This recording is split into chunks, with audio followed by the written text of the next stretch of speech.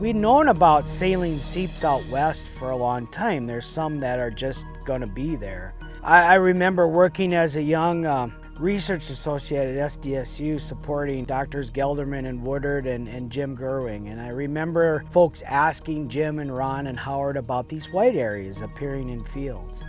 And that was in the early to mid 90s. And I remember specifically Jim saying, could this be happening now in the Jim River Valley?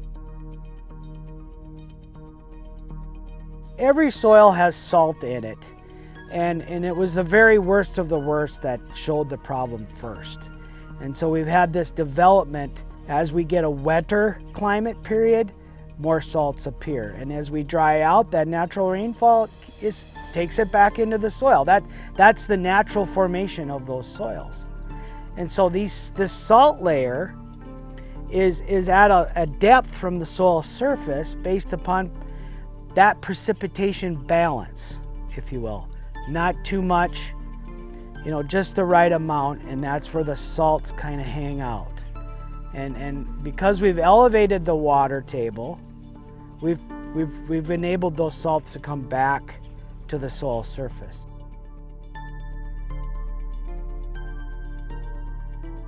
You can say it's all climate change, but I don't believe that to be true. If you go back to that late 80s, early 90s, there weren't any soybeans west of Highway 81 and basically north of Highway 14. We saw the disappearance of small grains in our rotation.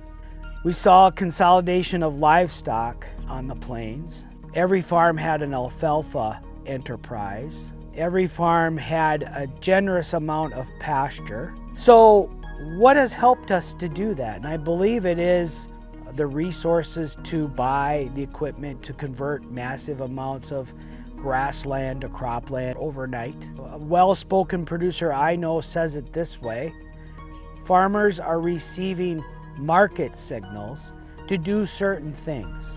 What creates the market signal?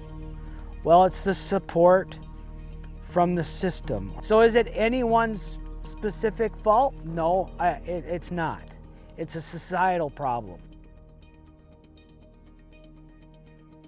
All of these things have come together, and then we have this all lined up in this perfect storm, and what rears its head is a salty soil situation.